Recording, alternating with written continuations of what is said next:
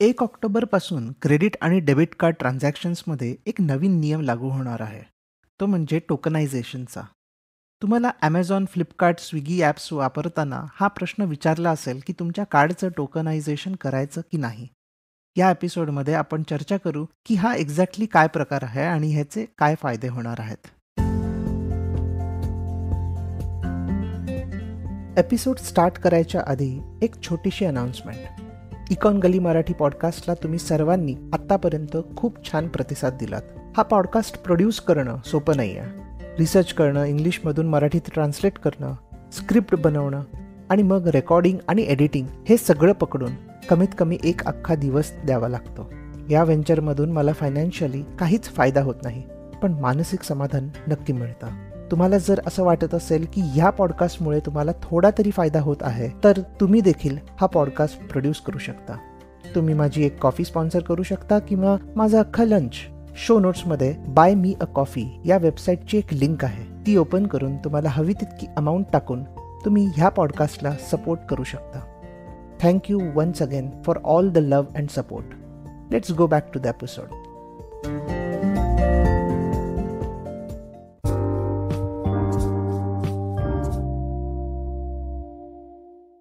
Credit आणि debit कार्ड्सवर दररोज करोडोनी ट्रान्झॅक्शन्स होत असतात. कुठल्याही ऑनलाईन ट्रान्झॅक्शनमध्ये तुम्ही पाहिलं असेल की आपल्याला आपल्या कार्डचे डिटेल्स स्टोअर करता येतात, ज्यामुळे कार्ड नंबर्स आणि इतर डिटेल्स टाकण्यात आपला वेळ जात नाही आणि आपल्याला हवं ते पटापट विकत घेता येतं. जर तुम्ही कार्डचे डिटेल्स सेव्ह करून ठेवले असतील तर आता 1 ऑक्टोबरपासून ते कंपल्सरीली टोकन फॉर्ममध्येच सेव्ह केले जातील आणि हे तुमच्या परमिशनशिवाय होऊ शकत नाही. कोणीही बाय डिफॉल्ट टोकन जनरेट करून तुमच्या नावावर ठेवू शकत नाहीत. सो हे टोकनायझेशन एक्झॅक्टली काय आहे? त्याआधी आपण सध्या काय सिस्टम आहे हे जाणून घेऊया. फॉर एक्झाम्पल, आता तुम्ही ॲमेझॉनमध्ये तुमचे कार्डचे डिटेल्स सेव्ह केले आहेत. सो ॲमेझॉन तुमच्या कार्डचा नंबर, एक्सपायरी डेट, नाव ह्या गोष्टी सेव्ह करतं आणि जेव्हा तुम्ही शॉपिंग करता तेव्हा फक्त CVV आणि OTP टाकून तुमचं ट्रान्झॅक्शन कंप्लीट केलं जातं.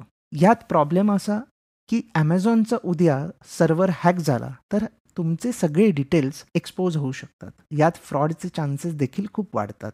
म्हणून ही एक टोकनायझेशनची सिस्टीम सुरू केली आहे. प्रत्येक कार्डचे जे डिटेल्स आहेत ते डायरेक्टली स्टोअर होणार नाहीत. त्याला एक कोडिफाय करून एका टोकनच्या फॉर्ममध्ये एका टोकन नंबरच्या अंडर हे सेव्ह केले जातील.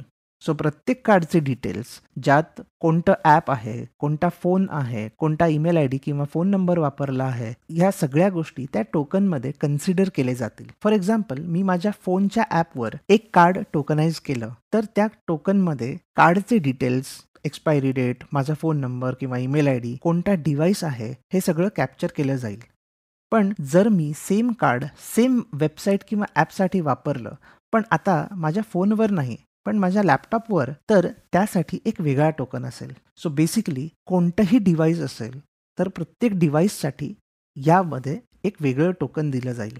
ही सिस्टम त्या पर्टिक्युलर मर्चंटसाठी, म्हणजे स्विगी किंवा फ्लिपकार्ट किंवा ॲमेझॉन वगैरे या वेबसाईट्स आहेत, त्या मर्चंट्सना हे टोकन्स सेव्ह करावे लागणार आहेत आपल्या वतीने. ह्या सर्व्हिसला अजिबातच चार्जेस नाही आहेत आणि हा ऑप्शन प्रत्येक कंपनीला प्रोव्हाइड करावा लागणारच आहे.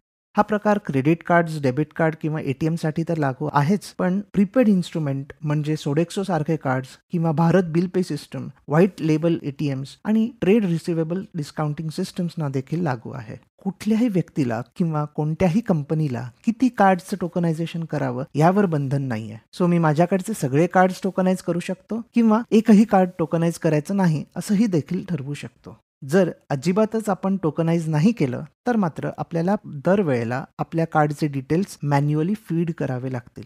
त्यात वेळ जाऊ शकतो, पण मग या झंझटीत पडायचं नसेल तर हा बेस्ट अवेलेबल ऑप्शन आहे. सो सध्या या एपिसोडमध्ये इतकंच.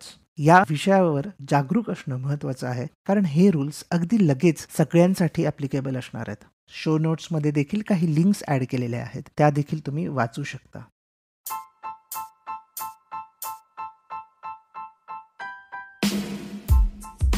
तुम्ही हा एपिसोड स्पॉटिफाय, इकॉन गली वेबसाईट आणि लीडिंग पॉडकास्ट ॲप्सवर ऐकू शकता. मी दर सोमवार, बुधवार आणि शुक्रवार नवीन एपिसोड्स घेऊन येतो. तुमचा फीडबॅक आणि सजेशन्स शो नोट्समध्ये दिलेल्या माझ्या ब्लॉग, लिंक्डइन किंवा ट्विटर अकाउंट्सवरून मला नक्की कळवा.